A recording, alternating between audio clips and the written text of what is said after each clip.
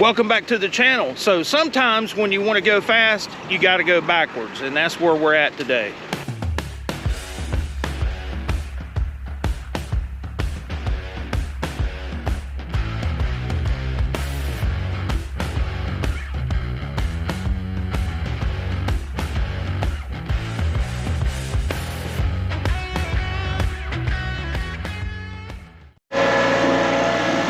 Yeah, today's gonna be a good day. That's no good. 2-pump gang here. Let's see if this mug will crank up.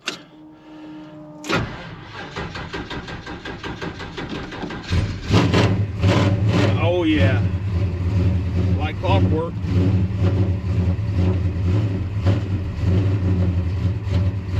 She's cold.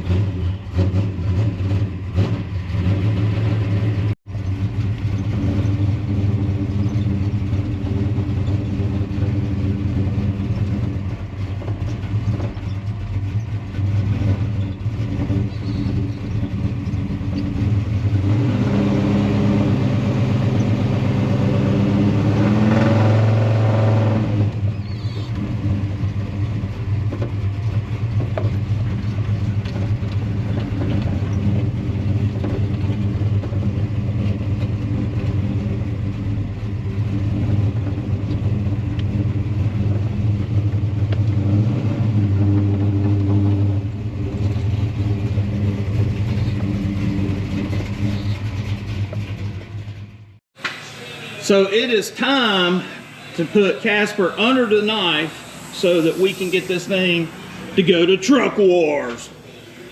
And this is why we're pulling the C4 out. I mean, look at that. Check that out. That's pretty. Andy said that was normal. Yeah, that's C4 life right there, buddy. So we got to get this junk out and reconfigure all of this to make the E4OD fit in here. Well, here we are about an hour later. We're finally getting this thing out. If you're not bleeding, you're not working, okay? Take this thing down.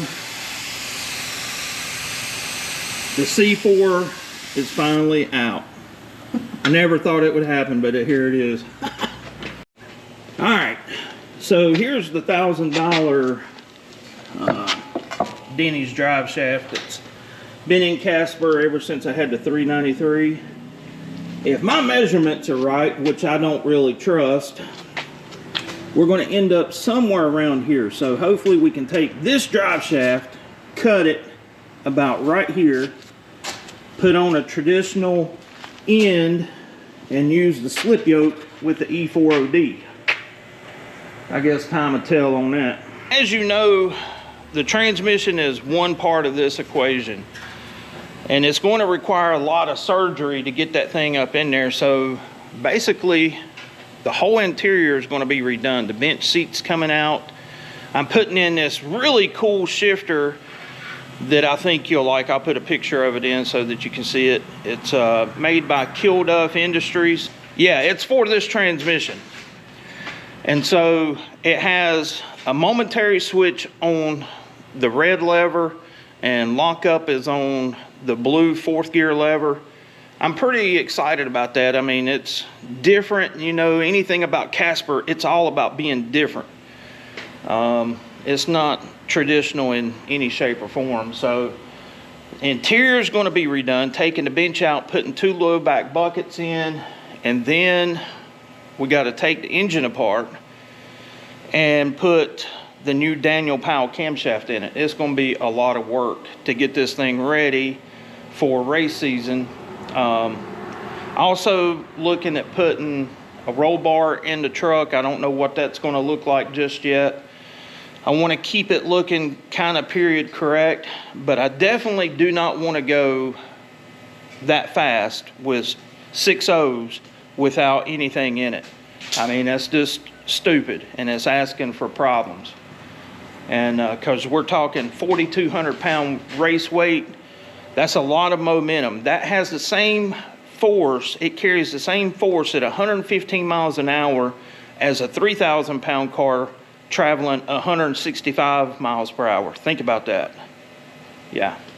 So I got to keep it safe, but we got a lot of work to do. Okay, so this is the first time that you will see a C4 versus E4OD comparison of the CASPER-MATIC here. What is the CASPER-MATIC? Of course, if you've been following my channel, you know about John Cope. If not, I'm going to tell you all about it right now. The E4OD was the replacement for the C6. It's overdrive unit, later replaced by the 4R100. Think of it in terms of the Turbo 400 and the 4L80. Same principle. Overdrive has been added to pretty much C6 internals, but there is a huge size difference with the C4. Check this out. So as you can see, you can tinker toy, man transmission, tinker toy, man transmission. And you notice the contour at the top of the transmission, how it's just pretty much straight across. That's where the problem is going to come in putting this transmission in Casper. Where this comes down and it's flat, totally different. Let's go look at the floor pan. So here is the floor pan in Casper. You see how it comes down, and it's really meant for a C4. Now, why Ford did this, I do not know, but there is actually a C6 tunnel that has about an extra 2.5 inches of room. So I'm going to have to cut this floor out in order to get that transmission in this truck. You know, and that's why I've been putting it off, because it's not an easy undertaking. You can see the back of mixed up boss up there. Still has the old mod motor flex plate that we put on it in an emergency type deal. Yeah. But why, Ford? Why did you do that? Well, transmission's out. It's going outside.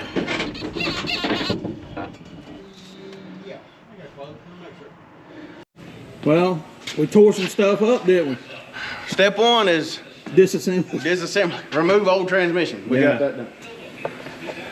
So now we've got the truck outside. I can come over here this coming week and yank out the bench seat, the belts, the gas tank, the carpet, shifter, all that good stuff,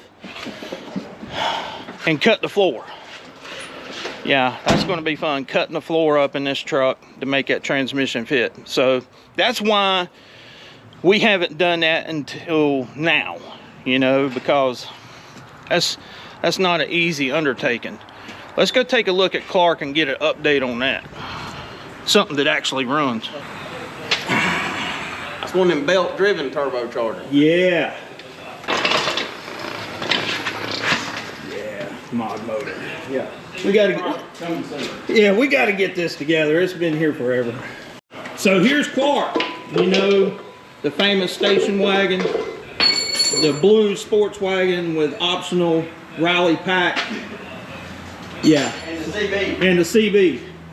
So, what we got going on with this, he's getting it ready for the upcoming season 2.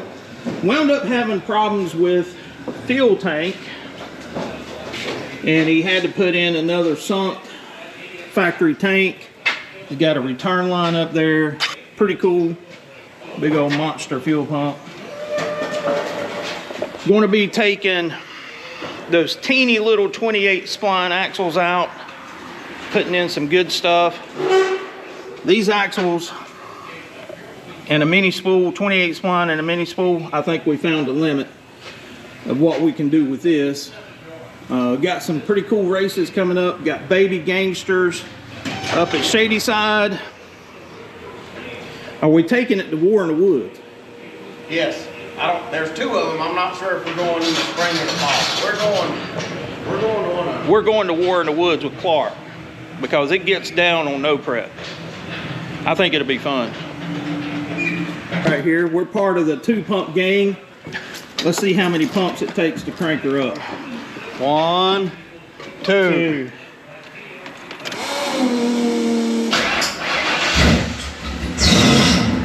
No problem. Good pump.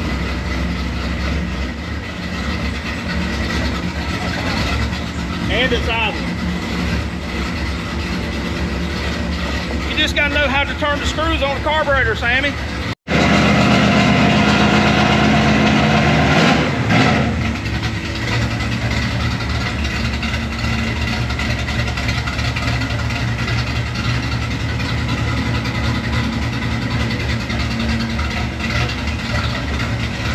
Sounds pretty good. Street car. Street car, got mufflers on it.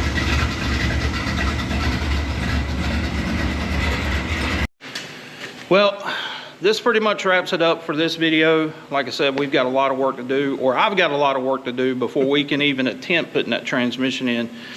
I can't thank Micah enough, Gaston Automotive Services, because it makes it all possible. See, look, that's my hat. So until next time, this is Andy from Unity Motorsports Garage. And I'm Micah from Gaston Automotive. We will catch you later.